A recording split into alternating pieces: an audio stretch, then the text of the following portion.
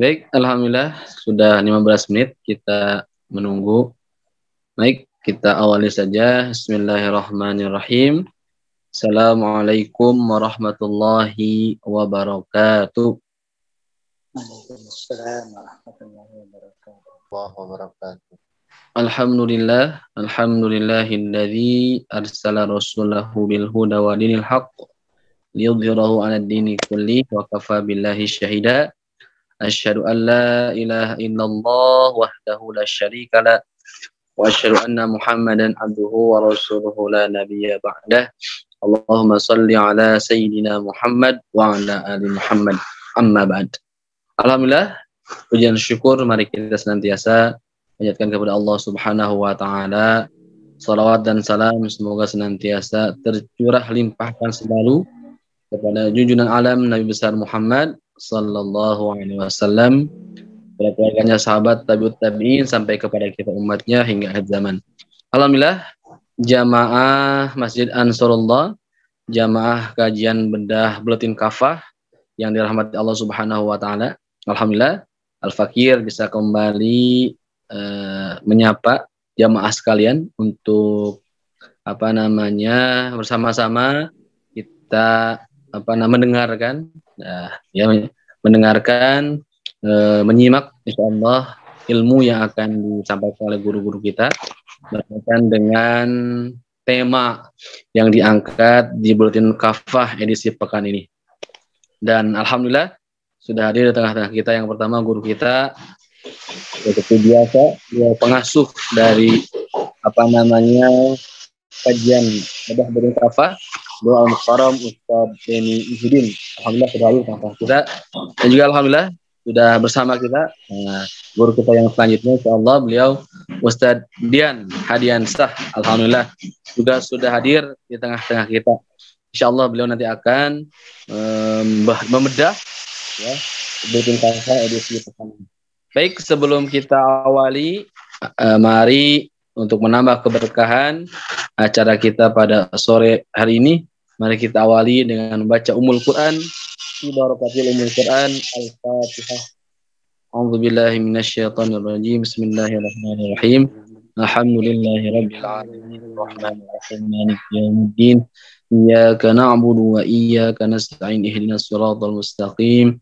Siratal ladzina an'amta 'alaihim ghairil maghdubi 'alaihim waladdallin. Amin amin ya Allah ya rabbal alamin. Baik, alhamdulillah kami ucapkan syukran jazakumullah yang sudah hadir di kesempatan sore ini di kajian buletin kafah. Alhamdulillah sudah hadir tengah-tengah kita ya para jamaah. Mudah-mudahan semoga jamaah yang belum bergabung bisa saling diingatkan, bisa diingatkan di grup masing-masing untuk menyaksikan insyaallah kajian pada sore ini. Dan untuk tidak berpanjang kalam, saya persilakan untuk menyampaikan kalimah pembuka yang insyaallah akan disampaikan oleh Ustaz Deni Muhyiddin. Kepada Ustaz Deni, saya persilakan falyatafaddal mashkura. Maka Ustaz. Bismillahirrahmanirrahim. Assalamualaikum warahmatullahi wabarakatuh.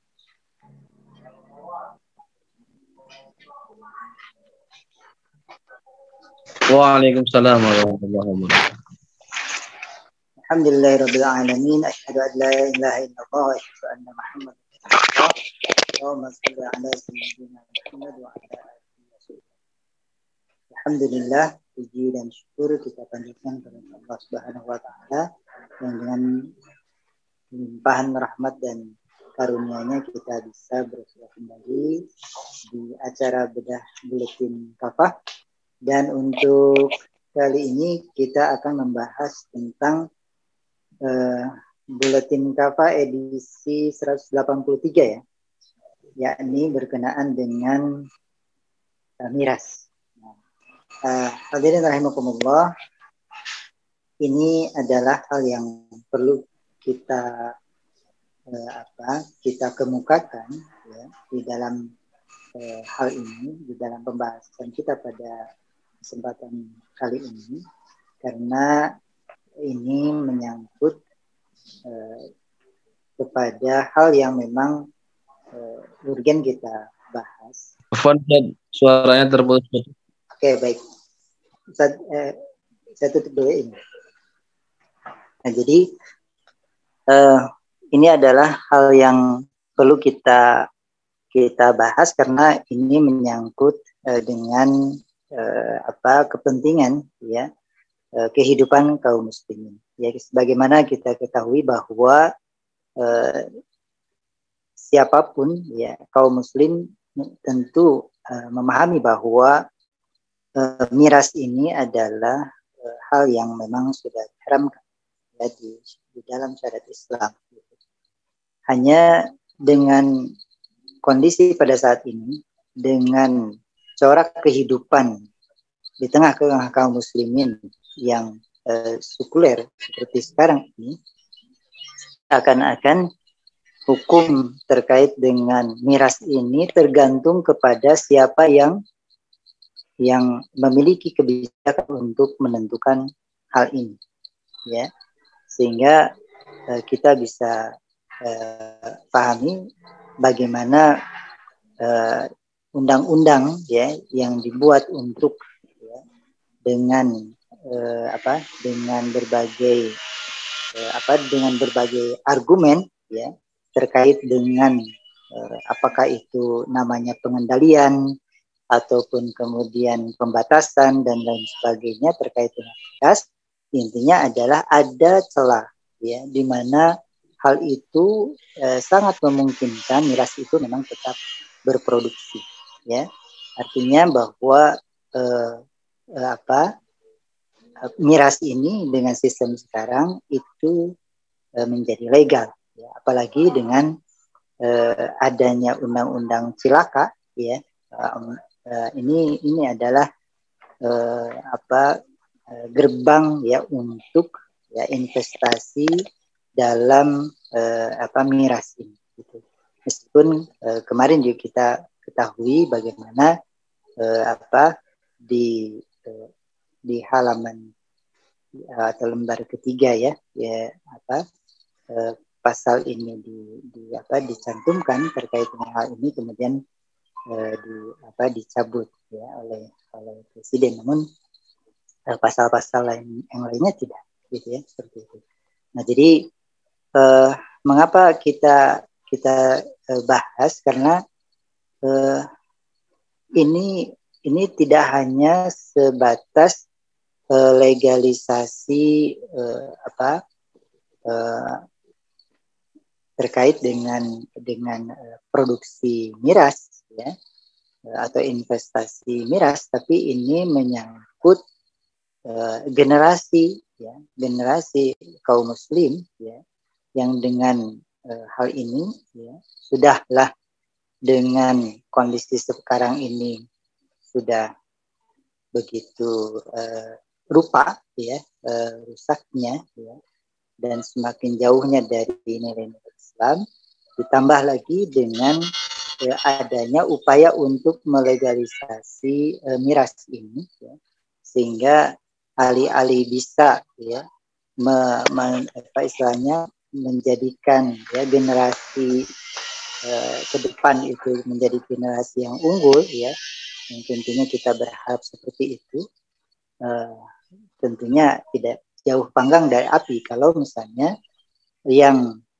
kita ketahui bahwa miras ini adalah merupakan induknya kejahatan, yaitu kemudian dilegalkan. Kita tidak bisa kita bayangkan bagaimana rusaknya kehidupan ini. Nah, untuk itu di kesempatan kali ini alhamdulillah kita bersama-sama ya kita akan bahas, dan alhamdulillah di ruangan kita kali ini telah hadir Ustaz Dian yang beliau akan sampaikan, akan jelaskan perkara ini secara gamblang. Untuk itu kepada beliau falyatafadhal masykurah.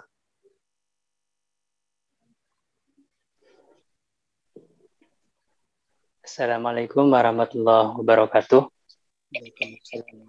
Waalaikumsalam. Alhamdulillahilladzi Alhamdulillahilladzi arsalan anbiya wal mursalin liyursyidun nasa fi umuri dunya wa din. Wassalatu wassalamu ala sahibil ayatil bayyinat wa tabi'ina wa tabi'ihim ila yaumiddin.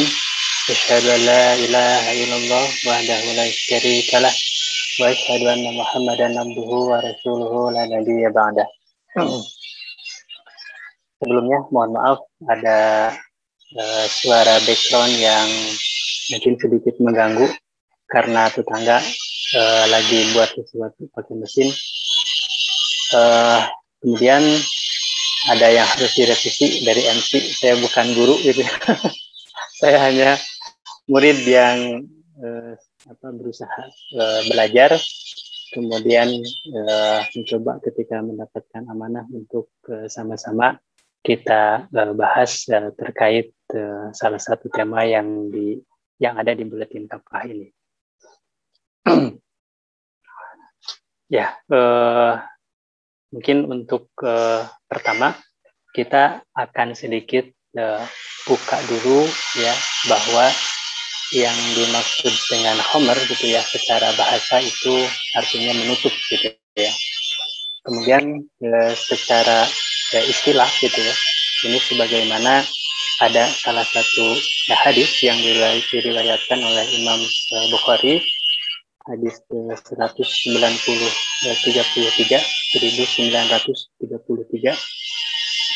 diriwayatkan dari Aisyah. Dia berkata, Rasulullah Shallallahu Alaihi Wasallam pernah ditanya tentang al-bid'u, yaitu minuman keras yang terbuat dari madu. Orang-orang Yaman biasa meminumnya, maka Rasulullah Shallallahu Alaihi Wasallam bersabda, setiap minuman yang memabukkan adalah haram. Jadi untuk homer secara definisinya kita memang sudah mafhum semuanya. Nah, dalam sebuah hadis yang diriwayatkan oleh Imam Ahmad dari Abu Hurairah mengatakan bahwa ketika Rasulullah Shallallahu Alaihi Wasallam datang ke Madinah, orang-orang di Madinah, baik itu orang-orang Yahudi, kemudian orang-orang Nasrani, termasuk para sahabat yang melakukan hijrah dari Mekah ke Madinah, pada waktu itu masih mengkonsumsi minuman-minuman yang berupa khamr gitu ya, yang memabukkan. Ya bahkan orang-orang Arab itu memang sangat terkenal suka mabuk gitu ya. Apalagi orang-orang Yahudinya, di mana mereka sebelum kedatangan Rasulullah SAW pun mereka bahkan yang memproduksi gitu ya, yang bisa membuat arak-arak ataupun minuman-minuman keras yang kualitasnya itu luar biasa. Artinya memiliki kualitas yang diinginkan oleh orang-orang seperti itu. Nah, kemudian para sahabat yang melakukan hijrah dari Mekah ke Madinah tersebut bertanya hal ini kepada Rasulullah Shallallahu Alaihi Wasallam, maka Rasulullah Shallallahu Alaihi Wasallam menerima ayat ya, turun ayat dari Allah Subhanahu Wa Taala sebagai jawaban atas pertanyaan yang diberikan oleh para sahabat tersebut. A'udzubillahi minasyaitonirrajim. Bismillahirrahmanirrahim. Surat Al-Baqarah ayat 219. Yas'alunaka 'anil khamri wal maisir qul fihima ismun kabirun wa manafi'u linnas. Yas'alunaka 'anil khamri, mereka bertanya kepadamu tentang khamr. Jadi mereka di sini adalah para sahabat yang bertanya kepada Rasulullah Shallallahu Alaihi Wasallam terkait khamr, wal maisir dan judi. Qul fihima, katakanlah di dalam keduanya, yakni di dalam khamr dan juga judi, ismun kabirun, terdapat dosa yang besar, wa manafi'u linnas, dan beberapa manfaat manusia, dan beberapa manfaat bagi manusia. Artinya di dalam khamr ini dan perjudian ini ya ada manfaatnya untuk manusia, akan tetapi hanya sedikit seperti itu, tidak lebih banyak ataupun tidak lebih besar dari efeknya ataupun dari dampaknya. Makanya di sini Allah Subhanahu Wa Taala mengatakan bahwa ismun kabirun, termasuk dosa yang besar. Nah, kan tetapi karena memang kebiasaan yang sangat melekat di orang-orang Arab gitu ya, lebih khusus di Madinah pada waktu itu. Jadi ketika disampaikan ayat-ayat ini dari Allah Subhanahu wa taala, kemudian masih ada yang menganggap bahwa itu belum haram gitu kan. Belum haram, masih kategorinya dosa besar seperti itu. Nah, ini kalau Allah biasanya menurunkan ayat tentang keharaman, contoh riba langsung wa halallahu al-bai'a wa harrama riba. Kemudian zina langsung oleh Allah Subhanahu wa taala disampaikan wala taqrabuz zina. Tetapi untuk khamr ini ada beberapa tahap. Jadi Allah tidak langsung gitu ya bahwa khamr langsung kategorinya haram. Nah, salah satu ayat sebagai tahap yang pertama di sini Allah sampaikan bahwa yang namanya khamr, meminum khamr kemudian judi itu adalah dosa yang besar. Nah, lalu di dalam hadis yang lain gitu ya, dalam hadis yang diriwayatkan oleh Abu Dawud, kemudian diriwayatkan juga oleh Imam At-Tirmizi dan juga An-Nasai dan juga Al-Hakim. Nah, dari Ali bin Abi Thalib dia berkata, jadi Ali bin Abi Thalib mengatakan bahwa suatu hari beliau itu pernah dijamu oleh Abdurrahman bin Auf di rumahnya. Ya. Oh, ya. Jadi Ali bin Abi Thalib dijamu oleh Abdurrahman bin Auf di rumahnya beserta para sahabat yang lain. Kemudian Abdurrahman bin Auf menyediakan makanan dan juga menyediakan minuman berupa khamr seperti itu. Nah, karena ini posisinya setelah turun ayat Al-Baqarah 219. Lalu Imam Ali dan juga para sahabat menyantap hidangan itu dan juga meminum khamr itu. Nah, sampai akhirnya beliau datang waktu sholat maghrib berjamaah dengan para sahabat, beliau menjadi imam. Nah, dibacalah oleh beliau surat Al-Kafirun. Nah, sampai ada suatu ayat beliau yaitu Imam Ali keliru membacakan ayat gitu kan, malah membaca wa nahnu na'budu ma ta'budun. Wa nahnu dan kami na'budu menyembah ya ma apa-apa ta'budun yang disembah oleh orang-orang kafir tersebut. Nah, kemudian dari kasus ini maka turunlah ya ayat 43 yang Allah turunkan kepada Rasulullah Shallallahu Alaihi Wasallam di dalam surat An-Nisa ayat 43. Bismillahirrahmanirrahim. Ya ayyuhallazina amanu, wahai orang-orang yang beriman, la taqrabus sholata, janganlah kalian mendekati sholat. Wa antum sukaro, sedangkan kalian dalam keadaan mabuk. Hatta ta'lamu ma taqulun, sehingga kalian mengetahui, sehingga kalian menyadari gitu ya apa-apa yang kalian ucapkan. Ini ayat selanjutnya terkait tentang junub ya. Kemudian di akhir ayat An-Nisa ayat 43 ini Allah menyampaikan innallaha kana afuwan ghafura. Sesungguhnya Allah Maha pemaaf dan juga Maha pengampun. Nah, jadi ketika ayat ini turun, ini merupakan teguran dari Allah Subhanahu wa taala bahwa khamr itu belum diharamkan secara mutlak. Akan tetapi Allah turunkan larangan jangan sekali-kali mendekati sholat kemudian ya kamu atau kalian dalam keadaan sukar, dalam keadaan mabuk seperti itu. Nah, artinya ini tahapan yang kedua ayat yang disampaikan oleh Allah Subhanahu wa taala sebelum sampai menjatuhkan keharaman yang mutlak tentang khamr. Nah, lalu di selanjutnya gitu ya bahwa setelah turun ayat ini, nah ternyata masih juga ada orang-orang yang memakan atau meminum ya minuman yang diharamkan oleh Allah Subhanahu wa taala, yaitu khamr. Sehingga akhirnya Allah Subhanahu wa taala menurunkan satu surat lagi yang tegas ya, yakni di dalam surat Al-Maidah ya. Surat Al-Maidah yang tentunya suratnya sudah kita pada mafhum semuanya ya. Al-Maidah ayat 90 sampai 91 ya. Nah, a'udzubillahi minasyaitonirrajim. Bismillahirrahmanirrahim.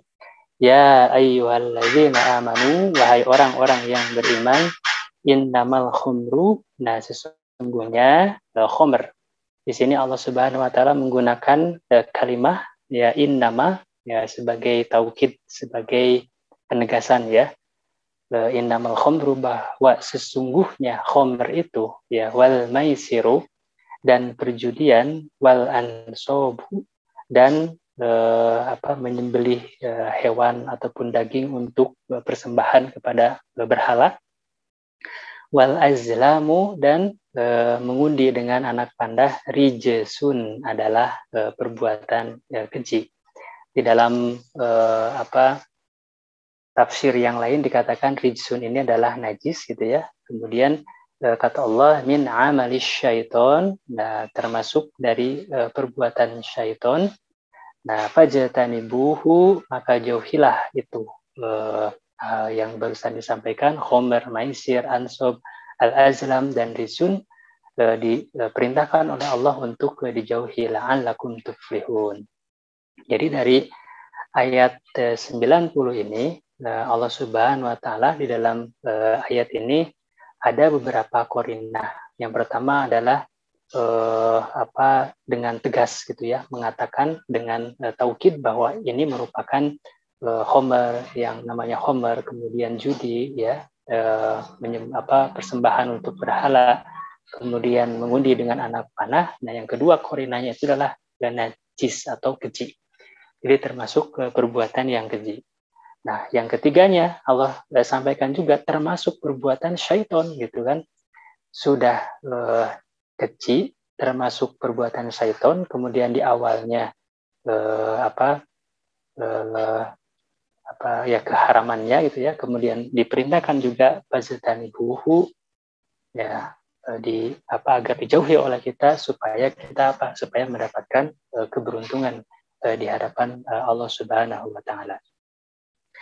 Nah, artinya keharaman yang Allah turunkan gitu ya terhadap kaum muslimin, terhadap Rasulullah Shallallahu Alaihi Wasallam. Nah, setelah ayat ini maka para sahabat itu ya, tentunya yang memang beriman kepada Allah dan Rasulnya, itu meninggalkan semua aktivitas yang telah diharamkan oleh Allah Subhanahu wa taala, termasuk memakan harta yang dihasilkan dari perjudian yang sebelumnya. Sebelum turun ayat ini, para sahabat juga masih meminum khamr, kemudian masih juga memakan makanan hasil dari judi salah satunya. Nah, jadi kalau kita kembalikan kepada Al-Quran dan As-Sunnah, maka ketika negara kita, ketika suatu pemerintahan kemudian melegalkan gitu ya sesuatu yang diharamkan oleh Allah Subhanahu wa taala, padahal Allah sampai memberikan beberapa tahapan khusus untuk pengharaman khamr ini, kemudian serta-merta kita gitu ya, ataupun orang-orang yang memiliki kebijakan di dalam pemerintahan dengan mudahnya membuka keran kehalalan khamr. Bahkan ya diperjualbelikan, diproduksi, kemudian diambil cukainya, diambil devisa negaranya untuk melakukan untuk pembangunan seperti itu. Nah, setelah ini para sahabat pun kemudian bertanya kepada Rasulullah Shallallahu Alaihi Wasallam. Jadi, wahai Rasul, jika ini benar-benar sudah diharamkan oleh Allah Subhanahu Wa Taala, bagaimana dengan para sahabat yang terbunuh di jalan Allah, gitu kan? atau yang mati di tempat tidur mereka, sedangkan mereka dulunya adalah peminum khamr.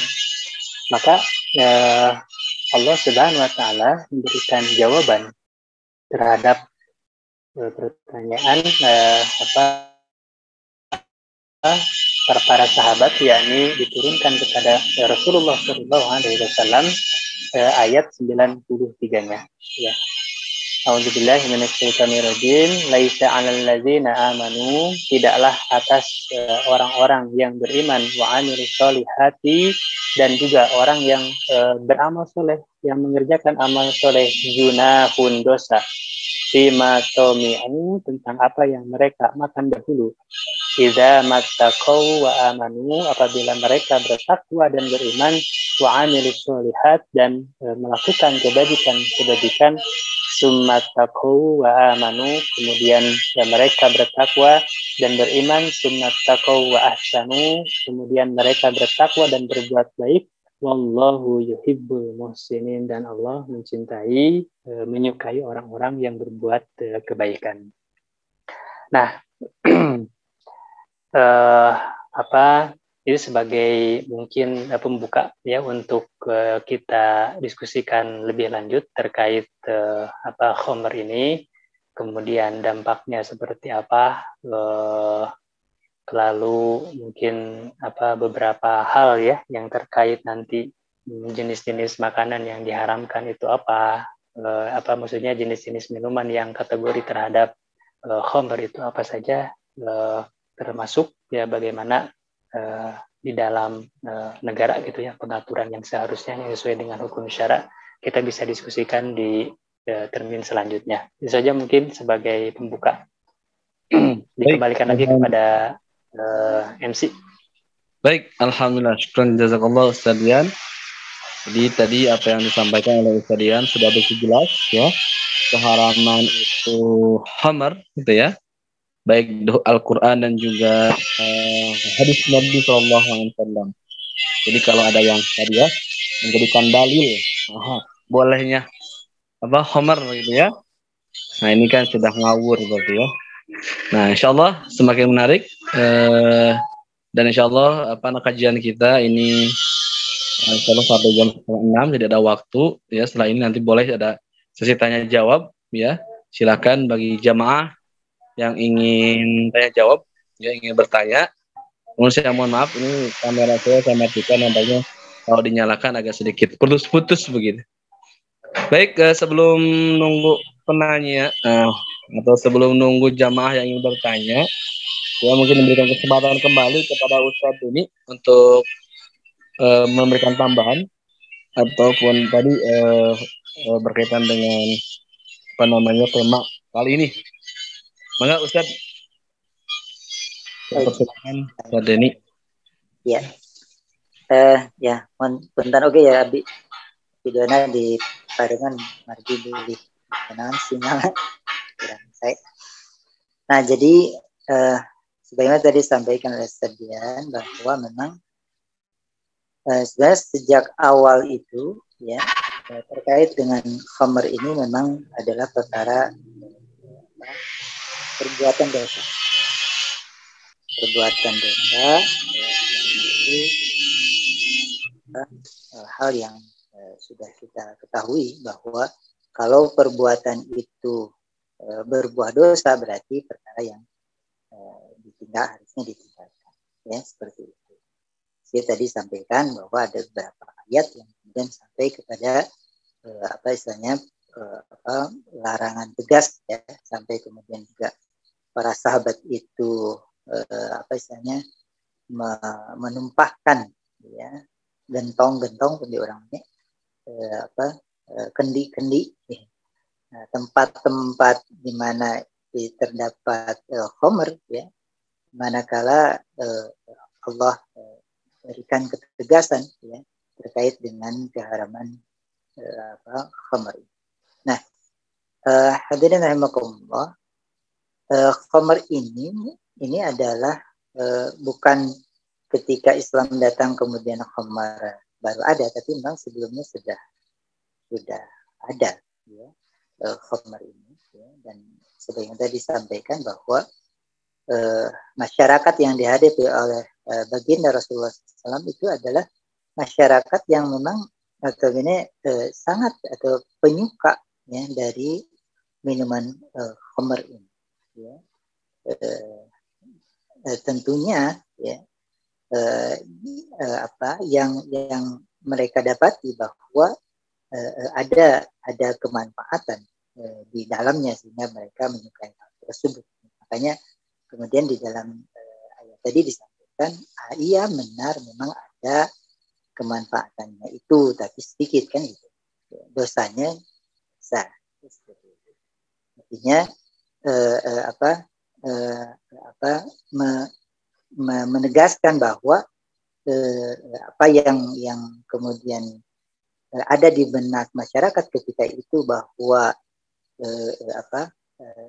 minuman khamr itu ada kemanfaatannya, iya, tapi tidak demikian ketika Islam datang menjelaskan bahwa ini adalah perkara dosa besar, ya, dosa besar.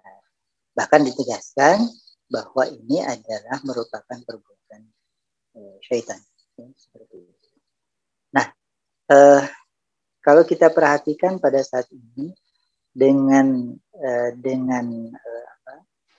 kebiasaan dulu di masa jahiliyah, itu nampak ya, ada korelasi, ada hubungan, ya, di mana ketika itu masyarakat jahiliyah itu taraf berpikirnya rendah, ya, ketika Islam datang itu, ya, mereka belum tercerahkan dengan Islam, ya, baru sebagian saja para sahabat yang kemudian beriman, ya. Nah, atau masyarakat masyarakat Quraisy baru sebagian atau sedikit, ya, dari mereka yang beriman. Nah, sehingga kita bisa perhatikan bahwa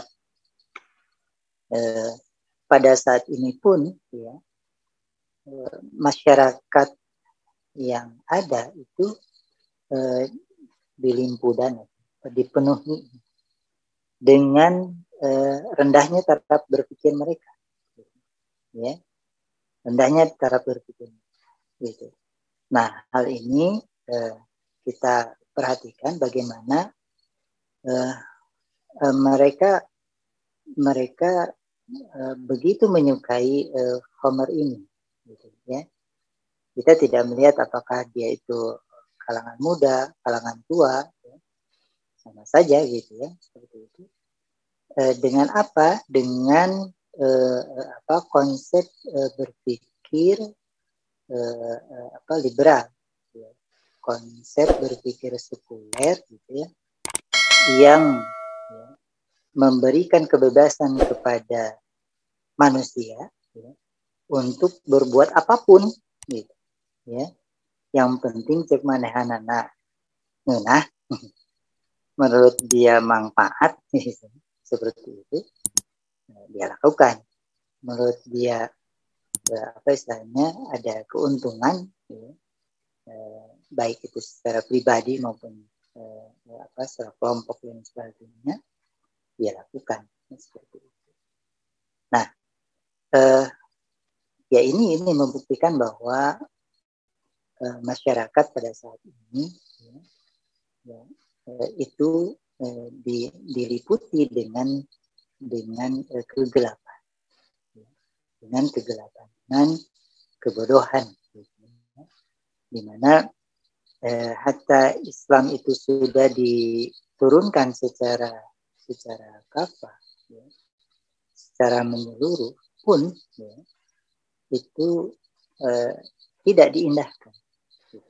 Bahkan seolah-olah itu adalah hal yang sifatnya private. Ya.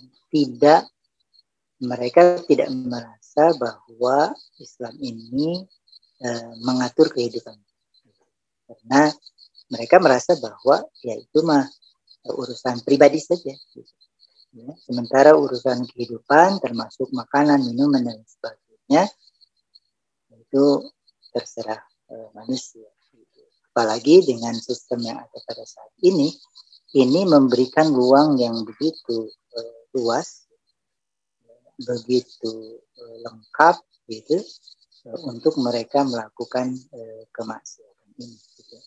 Nah, hadirin rahimakumullah, maka apa ini akar masalahnya ya, sehingga kita bahas di kaum muslimin saja misalnya. Kok bisa kaum muslimin ya, itu tidak mengindahkan apa yang disampaikan oleh Allah dan Rasulnya, baik itu di dalam nas Quran maupun di dalam hadis terkait dengan larangan khamr. Nah, ini adalah PR kita bersama. Ya, ternyata dengan ya tersibuknya atau terwarnainya ya pola pikir masyarakat kaum muslimin pada saat ini dengan sekularisme ini membuat mereka buta, mereka gelap terhadap cahaya yang terang benderang itu, gitu. Karena mereka menutup mata, sehingga mereka tidak bisa melihat cahaya yang terang benderang itu. Bahkan mereka berupaya untuk menghindari cahaya. Maka ya selamanya ya, akan gelap kalau pandangannya seperti itu. Maka upaya yang harus kita lakukan pada saat ini ya, secara individu maupun secara berkelompok adalah bagaimana kita mengingatkan kembali kaum muslim ya, menasihati ya, siapa saja dari kalangan kaum muslim yang masih terbiasa bahkan menyukai ya, minuman khamar ini, bahwa ini bukan hal yang istilahnya yang mudah, bukan hal yang ringan, bukan hal yang sepele, tapi ini adalah menyangkut pembangkangan ya, terhadap Allah dan Rasulnya. Maka ini adalah merupakan kemaksiatan. Maka dari itu kita ya, sebagai bagian dari umat yang kemudian Allah berikan ya anugerah kesadaran ya, kemudian pemikiran yang istilahnya Allah berikan ya, kebahagiaan kepada kita ya, pemikiran Islam yang ada di dalam benak kita, maka kewajiban kita untuk senantiasa mengingatkan hal itu ya, dengan amar ma'ruf nahi munkar. Nah, itu dari tataran individu dan kelompok. Namun itu juga tidak cukup ya untuk bisa menyelesaikan permasalahan miras ini, karena ujung-ujungnya adalah bahwa ada sistem yang melingkupi ya kemaksiatan ini tetap saja terus berlangsung, bahkan kemudian tetap saja diproduksi miras ini ya, karena tidak ada aturan ya yang melarang secara tegas tentang produksi atau peredaran miras ini di negeri kita gitu. Maka kita pun diberikan tanggung jawab untuk mengingatkan ya, siapapun yang itu memiliki kekuasaan ya yang memerintah umat ini ya dengan segenap perangkat aturannya, bahwa ketika aturan itu ya, bertentangan dengan aturan Allah dan Rasulnya, termasuk di dalam upaya untuk legalisasi miras ini ya, industri miras ini ya, ini adalah perkara yang harus kita ingatkan dengan berbagai upaya.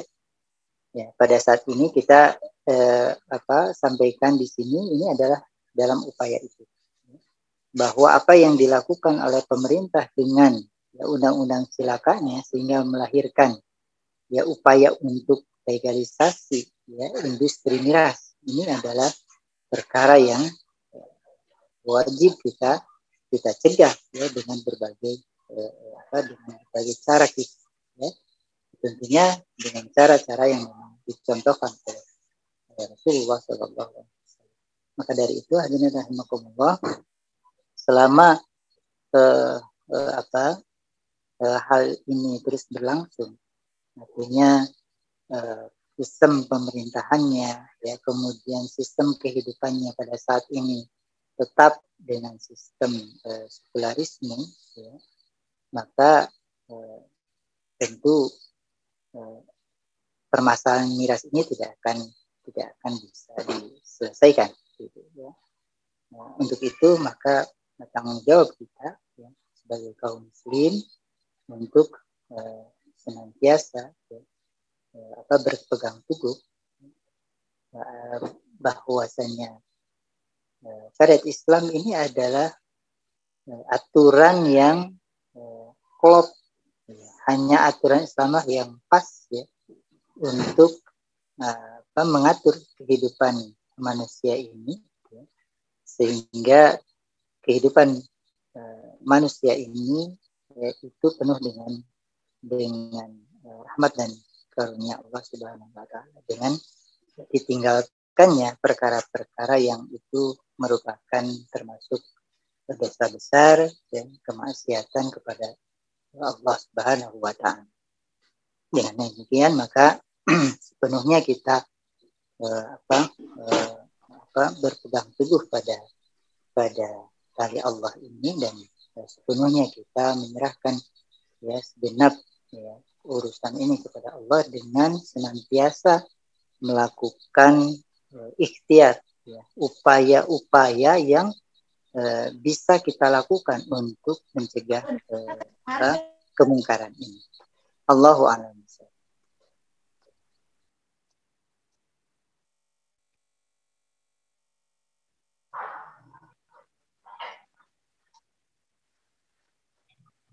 Ya, sedikit saya tambahkan sambil menunggu kehadiran MC. Ya, jadi di dalam hadis ini disampaikan bahwa miras ini memang memberikan dampak yang luar biasa gitu ya, yang luar biasa fasad ya terhadap masyarakat, terhadap individu-individunya. Bahkan menurut penelitian di Amerika itu bahwa 40% tindakan kriminal itu disebabkan oleh alkohol ataupun khamr. Makanya di sini Rasulullah SAW telah menyampaikan ya bahwa khamr itu sebagai umul khaba'is, jadi sebagai induk dari segala kejahatan. Al-khamru umul fawahish, khamr adalah biang kejahatan. Wa akbarul kabair, dan dosa yang paling besar. Man syaribaha, barang siapa yang meminum khamr, wa ku'a ala ummihi, dia bisa berzina dengan ibunya, ya wa khalatihi, bisa berzina dengan saudari ibunya, wa ammatihi, dan bisa berzina dengan saudari ayahnya. Hadis riwayat At-Tabari. Jadi khamr ini selain diharamkan oleh Allah Subhanahu wa taala, meminumnya maksudnya ya, ini ternyata bukan berhenti pada individu saja untuk tidak minum khamr tersebut. Ternyata ini memperjualbelikannya pun termasuk hal yang diharamkan. Ya, bahkan memproduksinya juga diharamkan. Nah, artinya bisnis yang dilakukan terkait khamr ini walaupun memberikan devisa buat negara, ternyata dari mulai bisnis hulu sampai ke hilir itu diharamkan oleh Allah Subhanahu wa taala. Jadi sebagaimana yang Rasulullah Shallallahu alaihi wasallam sampaikan dalam hadis yang diriwayatkan oleh Imam At-Tirmizi, Rasulullah Shallallahu alaihi wasallam bersabda, la'ana Rasulullah Shallallahu alaihi wasallam, Rasulullah Shallallahu alaihi wasallam telah melaknat ya fil khamri asyarah, ya di dalam ataupun terkait khamr itu 10 orang ataupun 10 golongan. Asiroha, yang pertama adalah pemerasnya, wa mu'tasiroha, kemudian yang kedua yang meminta diperaskan, wa syaribaha, peminumnya yang meminum khamr tersebut, kemudian yang keempat wa hamilaha, yang mengantarkan atau pengantar khamr tersebut, kelima wal mahmulata, yang minta diantarkan, kemudian wal mahmulata ilaihi, yang keenam wasakiyaha, yang menuangkan. Jadi kalau yang biasa ngumpul-ngumpul di kafe kayak gitu ya, itu ada bartendernya. Bartendernya menuangkan whisky ataupun arak putih gitu ya. Banyak jenis khamr yang disediakan di sana, dan itu dilegalkan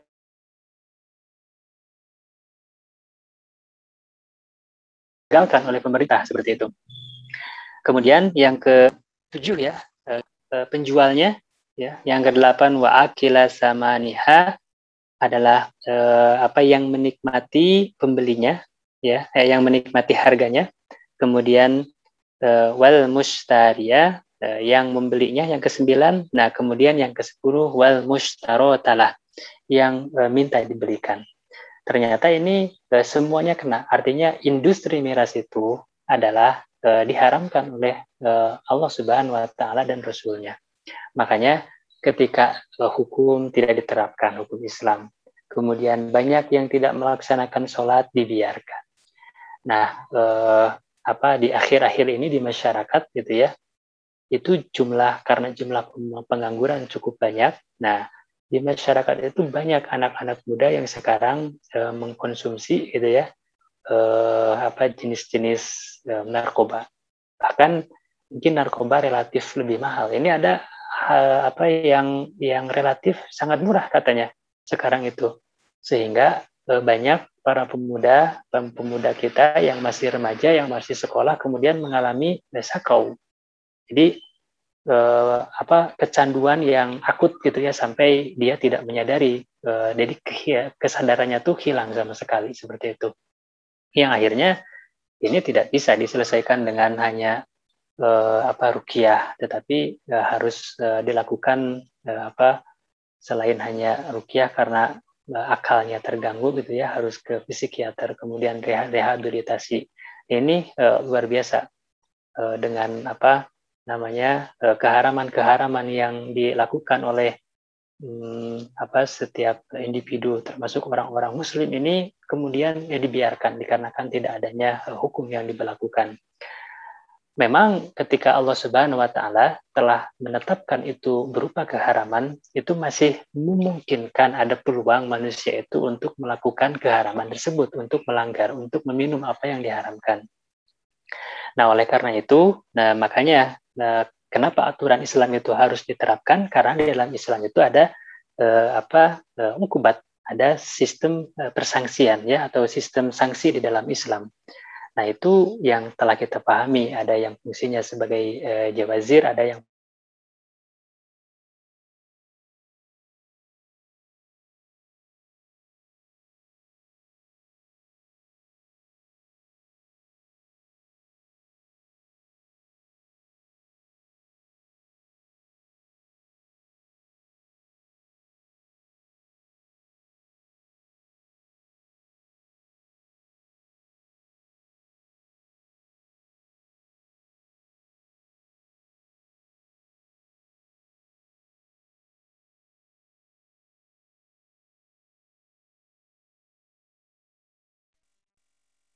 Halo, Sadian, masih ada?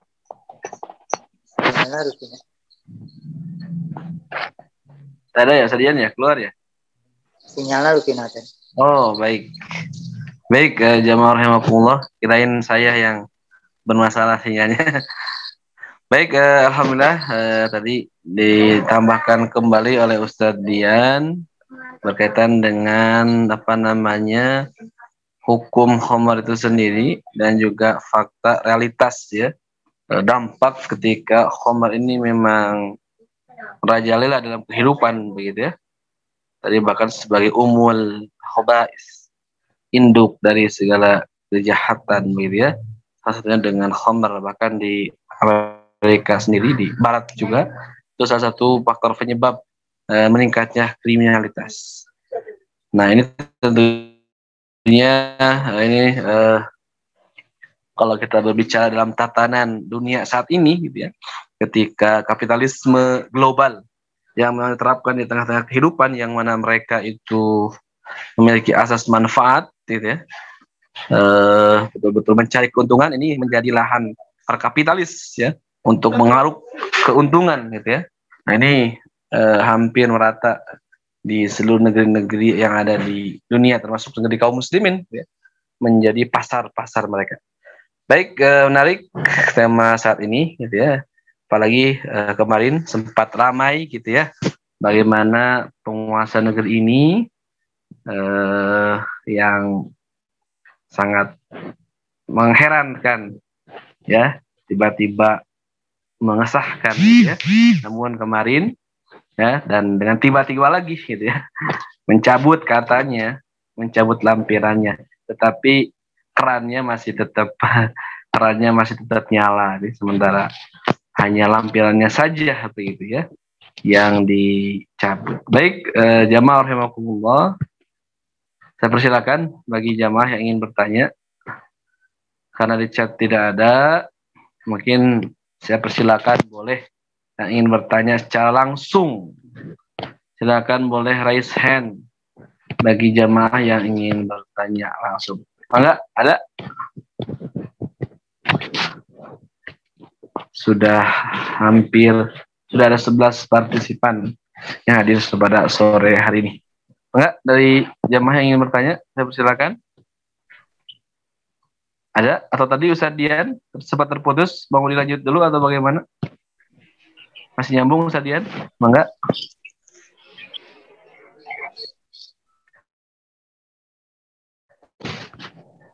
Ada Ustadz Dian? Nah, tidak keluar suaranya Ustadz Dian. Silakan bagi jamaah yang ingin bertanya bisa langsung. Cukup jelas. Ada Ustadz Dian? Suaranya ya sudah ada. Ya. Ustadz. Kalau ingin lanjut kembali yang tadi terputus. Ya, sinyal di saya kurang bagus kayaknya. Jadi reconnecting terus ya. Ya, jadi tadi sampai itu ya, sampai ukubat ya. Jadi untuk sebagai saya matikan videonya supaya lebih stabil.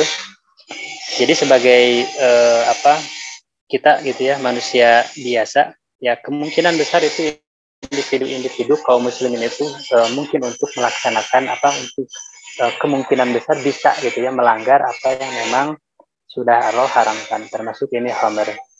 Nah, sebagai ibroh ya untuk kita semua, di dalam sirah dijelaskan dalam perang Khaybar ketika Rasulullah Shallallahu Alaihi Wasallam dan para sahabat akan melakukan penaklukan benteng Khaybar. Benteng Khaybar itu adalah benteng yang dibuat oleh orang-orang Yahudi sampai beberapa benteng gitu ya. Nah, diceritakan bahwa ketika masuk kaum muslimin berhasil mendobrak benteng yang kedua yaitu benteng Sa'ad, ada salah satu sahabat yang diutus oleh Rasul untuk masuk ke dalam. Jadi untuk mengecek situasi di sana sudah aman atau tidak. Nah, apabila sudah aman, maka sahabat-sahabat yang lain dipersilakan atau disuruh untuk masuk ke benteng tersebut. Nah, ternyata sahabat yang diutus ini adalah beliau seseorang yang bernama Abdullah. Nah, beliau termasuk sahabat yang ikut dalam peperangan Badar gitu ya. Nah, ketika beliau masuk ke benteng Khaybar tersebut, nah, ternyata beliau menemukan begitu banyak kendi gitu ya, kendi-kendi yang tertutup seperti itu. Ternyata begitu dibuka, nah kendi itu ditemukan oleh beliau itu adalah anggur-anggur, ya artinya khomer-khomer yang yang wangi luar biasa. Nah, pas ketika di Madinah sudah turun gitu kan ayat terkait keharaman khomer tersebut, kemudian para sahabat pun sudah meninggalkan. Nah, ini satu sahabat ya ketika membuka khomer, kemudian beliau saking tidak tahannya gitu ya godaan kenikmatan yang terbayang di benak beliau, karena memang ketika Khaybar tersebut Rasul dan para sahabat itu tidak menemukan makanan gitu kan, jadi sangat kelaparan sekali. Bahkan ketika ada keledai yang lewat, kemudian para sahabat memotongnya, kemudian membakarnya dan disajikan kepada Rasulullah. Nah, ternyata bahwa ini adalah daging keledai. Nah, kemudian Rasul melarang untuk memakan hewan atau binatang yang bertaring. Jadi posisi Abdullah itu sangat lapar. Nah, lalu ada Khomer ya, dan orang-orang Yahudi itu adalah orang-orang yang terbaik yang bisa menghasilkan, yang memproduksi Khomer.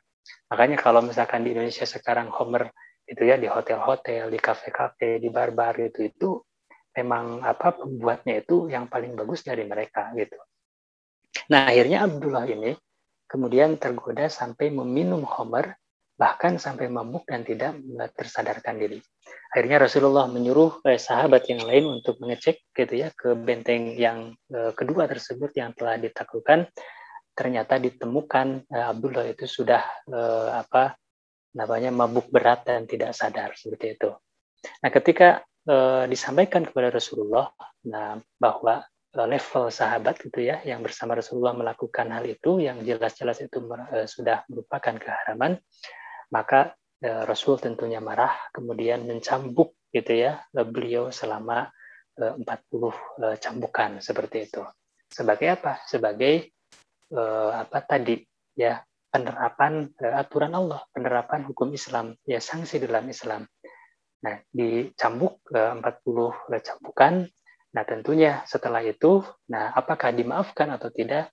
Nah, kemudian Umar datang, kemudian dengan marahnya menyampaikan, sesungguhnya wahai Abdullah, engkau telah dilaknat oleh Allah dan Rasulnya karena engkau masih melakukan ataupun melanggar hal-hal yang diharamkan. Arak sudah jelas haram, tapi engkau malah memakannya. Maka engkau pantas dilaknat oleh Allah dan Rasulnya. Kemudian Rasulullah Shallallahu Alaihi Wasallam menyela gitu ya bahwa menegaskan kepada Umar, wahai Umar, engkau jangan mengatakan demikian. Sesungguhnya di dalam diri Abdullah masih terdapat keimanan kepada Allah Subhanahu Wa Taala, akan tetapi dia tergoda dengan godaan sehingga meminum minuman yang diharamkan oleh Allah Subhanahu Wa Taala. Ya, artinya ketika masyarakat kita sudah fasad, sudah rusak gitu ya, meminum barang-barang minuman yang diharamkan oleh Allah Subhanahu Wa Taala, apakah ada peluang kembali kepada Allah, bertaubat kepada Allah? Itu terbuka lebar, ya. Itu sangat terbuka lebar untuk meninggalkan. Syarat taubat itu kan meninggalkan perbuatan yang diharamkan tersebut, ya, kemudian diiringi dengan amalan yang baik, ya. Bait hasanata, jadi diikuti dengan amalan-amalan yang baik. Nah, salah satunya adalah yang harus diterapkan kepada orang Muslim yang memang mereka mengkonsumsi, ya maka ini dicambuk 40 cambukan sebagai hukum yang diterapkan di dunia seperti, dan itu tidak menjadi beban di akhirat kelak. Makanya ada yang mengatakan, nah, bagaimana status Abdullah? Padahal dalam hadis dikatakan bahwa Rasulullah itu sudah menjamin para sahabat yang ikut dalam peperangan Badar gitu ya masuk surga. Sementara beliau meminum khamr kayak gitu. Nah, tetapi karena hukum ya ukubatnya telah dilaksanakan oleh Rasulullah dengan dicambuk, maka insya Allah itu sebagai jawabir, sebagai penebus dosa-dosa beliau, ya dosa-dosa Abdullah, dan mudah-mudahan dan tentunya ya masih masuk ke dalam kategori sahabat yang dijanjikan oleh Allah masuk surga ketika mengikuti dalam peperangan Badar. Nah, bahkan di hadis yang lain, di riwayat yang lain, ya Imam Ali itu menuturkan ya bahwa Abu Bakar pun sama melakukan hukuman terhadap para peminum khamr itu dengan 40 cambukan.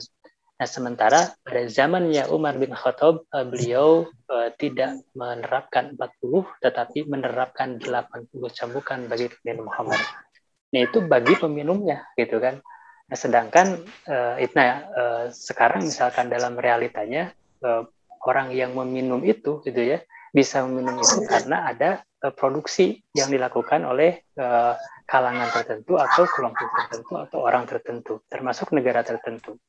Nah, maka jika produksi itu ada di Indonesia, misalkan di negeri salah satu negeri kaum muslimin, maka tentunya itu harus dihilangkan.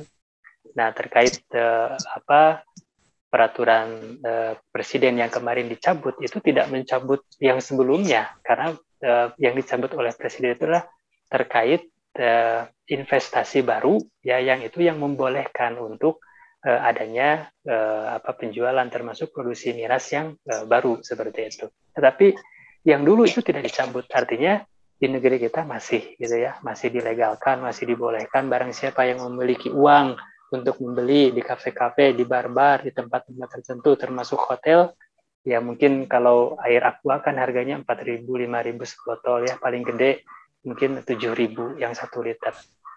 Tapi minuman whisky yang kayak gitu dan lain-lainnya itu kan 1 botol bisa 1 juta lebih.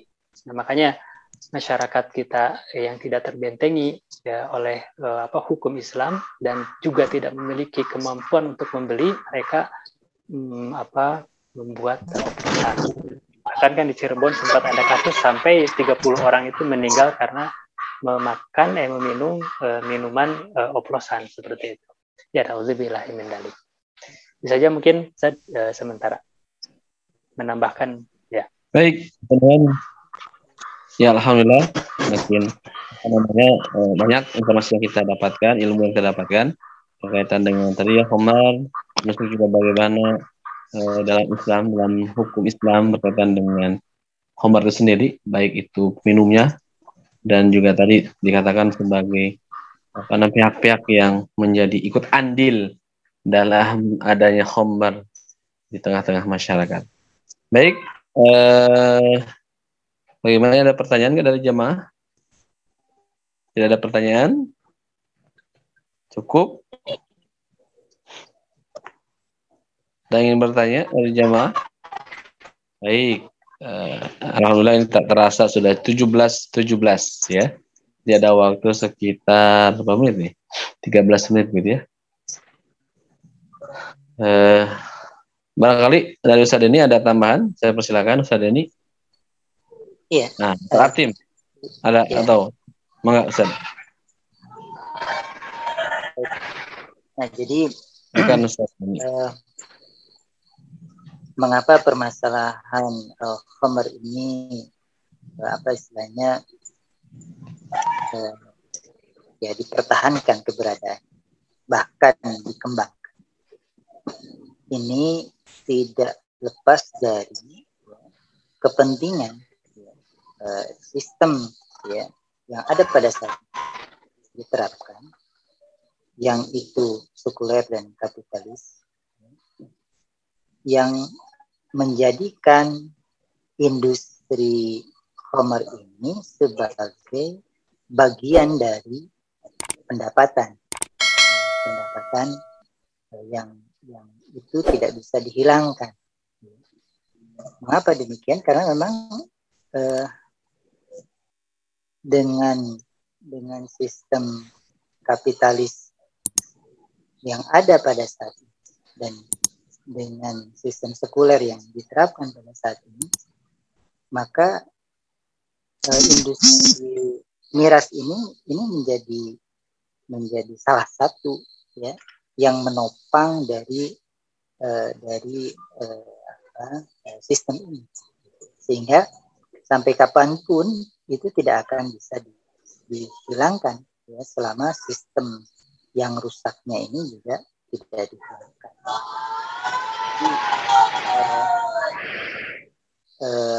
Sebagaimana ya, miras atau khamar ini adalah induk dari kejahatan, maka sekularisme kapitalisme ini adalah induk dari maraknya kejahatan, dari dilegalkannya induk kejahatan. Jadi induknya ini seperti itu, sehingga kalau bicara tentang tadi ya 10 golongan ya, itu di dalam pandangan kapitalisme itu adalah merupakan apa istilahnya lapangan pekerjaan. Istilahnya seperti itu ya. Sementara di dalam pandangan Islam justru itu adalah faktor-faktor ya yang menyertai ya legalisasi miras itu, sehingga sektor-sektor tadi itu ya yang seharusnya itu bukan sektor pekerjaan karena itu diharapkan menjadi sektor pekerjaan. Ya, ini tentunya akan bermasalah nanti ya. Bermasalah, mungkin kita juga sering mendengar ya, ada misalnya dari masyarakat yang mengatakan, saya kalau tidak bekerja seperti ini, termasuk 10 itulah misalnya seperti itu, saya mau hidup, mau gimana saya hidup, seperti itu kan bahasanya begitu ya. Hal-hal yang seolah-olah gitu ya, kalau tidak dia melakukan hal tersebut, apakah misalnya dia sebagai pemerasnya atau penjualnya ya, atau kemudian mendapatkan harganya dan sebagainya, dia tidak hidup. Tidak, ini kan hal yang permasalahannya bukan masalah sepele, ini masalah akidah ya, dan itu diungkapkan seringkali oleh yang yang mengaku muslim ya. Maka ini harus dikatakan bahwa tidak demikian, dan itu adalah kebohongan besar bahwa bahwasanya khamr itu induk dari kejahatan, iya, tapi bahwasanya khamr itu adalah induk dari kemaslahatan, ini adalah bohong besar. Seperti itu, sehingga mereka seakan-akan tidak bisa lepas dari khamr ini. Nah, maka dari itu pandangan ini akan senantiasa tetap ada selama memang sistem yang menaungi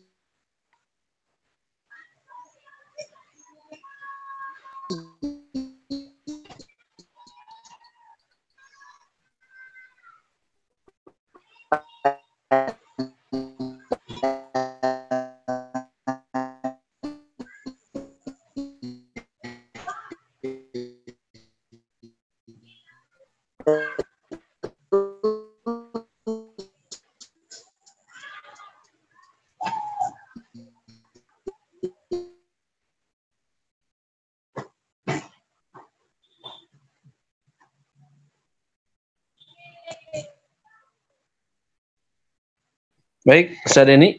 Oh, terputus barusan. sudah kan? Oh, sudah. Baik. Silakan ada dari jamaah untuk pertanyaan. Kalau tidak ada, saya mungkin memberikan kesempatan untuk Ustaz Dian menyampaikan closing statement. Dr. Atim atau menyampaikan sesuatu dan videonya. Ada. Silakan, Dr. Atim. Saya tidak tahu apa-apa ini karena baru datang. Baru. Siap. Apa yang terjadi tadi itu saya nggak tahu. Masuk. Sedikit aja, Ustaz. Boleh ya? Mangga, Ustaz.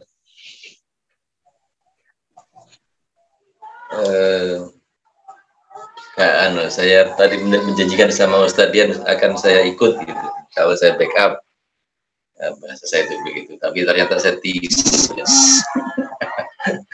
ini jadi Bismillahirrahmanirrahim. Assalamualaikum warahmatullahi wabarakatuh. Waalaikumsalam. Dalam masalah miras ini ternyata ada sesuatu yang menarik, yaitu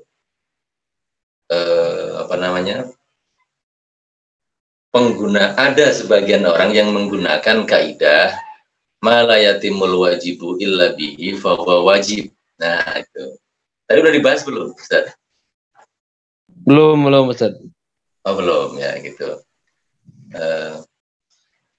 Sebagian ada yang mengambil kaidah itu untuk melegitimasi keberadaan dari miras ini, gitu lah. Bukan mirasnya, tapi aturannya itu, aturan tentang miras itu. Ya, gitu. Secara sepintas kelihatannya bagus ya, kaidah bahwa malayatimul wajibu illa bihi fahuwa wajib, dipakai untuk melegitimasi aturan tentang miras.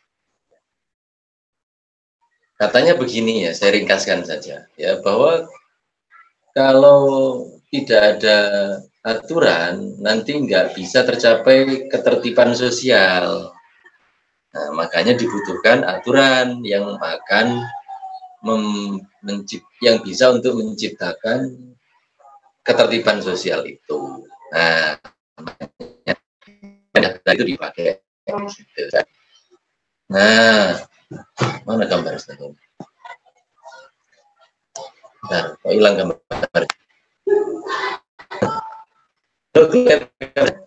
Nah ya. Putus Ustaz. Putus. Ya, apa? Memang begitu. Nah, sebenarnya singkatnya gini, ketika ada suatu ayat, maka sudah nggak butuh lagi kaidah, gitu loh. Ya, ayatnya sudah sorry. Ya, ayatnya sudah sorry, sudah sangat jelas di surat Al-Maidah itu, yaitu a'udzubillahi minasyaitonirrajim. Ya ayyuhalladzina amanu. Ya ayyuhalladzina amanu. Kok lupa saya. Surat Al-Maidah 90, Ustaz. Tentang khamr. Innamal khamru ya, innamal khamru wal maisiru wal ansabu wal azlam rijsum min amali syaiton. Fajtanibuhu la'allakum tuflihun. Nah, itu ayat tentang khamr sudah sangat jelas gitu loh. Keharaman khamr dari satu ayat itu sudah sangat jelas. Tidak butuh kaidah apa-apa lagi ya untuk mencari-cari alasan dari khamr itu, tentang khamr, nggak butuh. Jadi kalau ada ayat jelas, maka nggak butuh lagi kaidah-kaidah fikih. Nah, mana yang dipakai ayat sudah jelas sekali. Gitu. Nah, itulah ini saya sampaikan sedikit keunikan dari peristiwa khamr kemarin itu, ya. Itu aja barangkali Ustaz, selebihnya nanti mudah-mudahan di segmen yang lain kita bisa lebih memperdalam masalah ini. Mangga, saya kembalikan kepada Ustaz Jajang. Ya. Baik, mohon jazakallah Ustaz atas tambahannya, menarik ya. Ini tadi berkaitan dengan dalih, bukan dalil ya. Dalih membenarkan perkara yang sudah jelas gitu ya. Baik, tadi kembali lagi ke Ustaz Dian, silakan Ustaz Dian untuk menyampaikan closing statement karena kita sudah 5:30. Mangga Ustaz Dian. Ya, sedikit saja bahwa khamr itu di 4 mazhab itu sepakat bahwa minum khamr itu hukumnya haram. Tidak ada ikhtilaf, tidak ada perbedaan. Nah, ada sedikit ikhtilaf itu ketika memahami bahwa apakah khamr atau termasuk kandungan-kandungan dalam khamr seperti alkohol gitu ya, itu apakah kategorinya khamr itu najis ataukah bukan. Nah, menurut salah satu ulama di mazhabnya Imam Asy-Syafi'i, Imam Muzani, khusus gitu ya terkait bahan-bahan yang bisa memabukkan, ya ini yang kategori najisnya itu bukan hakiki maknanya, tetapi sebagai maknawi. Jadi hanya majazi aja, hanya hiasan saja, hanya kiasan saja seperti itu. Oleh karena itu, ketika nanti ada alkohol, walaupun yang memang itu kategorinya alkohol digunakan untuk hand sanitizer misalkan, itu masih hukumnya tidak kategori najis gitu, seperti itu. Makanya minyak wangi yang digunakan kemudian ada alkoholnya, menurut menurut mazhab Syafi'i ini tidak kategori najis seperti itu. Adapun jumhur ulama selain mazhab Imam Syafi'i, termasuk Syekh Taqiyuddin An-Nabhani, bahwa alkohol itu adalah najis sebagaimana di dalam Quran dikatakan rijsun. Jadi itu khomernya najis, maka alkohol ya, bahan-bahan yang terkandung dalamnya pun menjadi najis. Dan oleh karena itu di dalam beberapa hadis juga disampaikan bahwa barang-barang yang digunakan untuk tempat menyimpan khomer, misalkan gelas ataupun seloki, itu harus dicuci terlebih dahulu dengan air apabila kita kaum muslimin itu akan menggunakan barang-barang tersebut. Nah, kemudian karena sudah mutlak keharamannya ya, bahwa khamr itu mutlak haram, maka tentunya kita harus jauhi, mulai dari level individu, masyarakat, ya berbangsa sampai negara, itu harus kita hindari. Nah, tentunya ini tidak akan pernah terjadi, ini tidak akan pernah bisa sepenuhnya dihilangkan Homer ini dari negeri-negeri kaum muslimin, walaupun nanti mungkin ada regulasi khusus gitu ya untuk orang kafir gitu ya. Dan tentunya ini tidak akan bisa terlaksana, tidak akan bisa terkontrol, tidak akan bisa dieksekusi dengan sebaik-baiknya tanpa adanya kehadiran seorang khalifah yang tentunya harus beliau berjalan dalam sistem yang diridhoi oleh Allah, yaitu sistem yang dicontohkan oleh para sahabat, yaitu kekhilafan Islam. Itu saja mungkin kepada Ustadz Jajang dan juga para Ustadz sekalian, mohon maaf apabila terdapat kekurangan, kesalahan dalam menyampaikan Al-Quran, ayat-ayat Quran, kemudian hadis, dan juga penjelasan-penjelasan yang kurang tepat, mohon dimaafkan. Wassalamualaikum warahmatullahi wabarakatuh. Waalaikumsalam warahmatullahi wabarakatuh. Syukran jazakallah Ustadz Dian dan juga Ustadz Denny yang sudah menyampaikan ilmu membedah berkaitan dengan tema berarti kafah ya, edisi berapa tadi 183 ya, tentang Islam tegas berkaitan dengan Mi'raj ya. Baik, alhamdulillah jamaah rahimakumullah, kita sudah tepat berada di jam 17.30 ya. Ini bagaimana agenda kita insyaallah untuk kajian bedah kafah ini setiap hari Ahad jam 4 sampai setengah 6 sore. Sekali lagi kami ucapkan syukran jazakumullah kepada jamaah yang sudah hadir. Insyaallah kita bertemu kembali di Ahad sore pekan depan. Kita tutup dengan hamdalah, alhamdulillahirabbil alamin. Sempurnakan dengan doa kifaratul majlis, subhanakallahumma wa bihamdika asyhadu an la ilaha illa anta astaghfiruka wa atubu ilaik wa lakum minkum. Wassalamualaikum warahmatullahi wabarakatuh. Waalaikumsalam warahmatullahi wabarakatuh. Enggak sadayana. Alhamdulillah.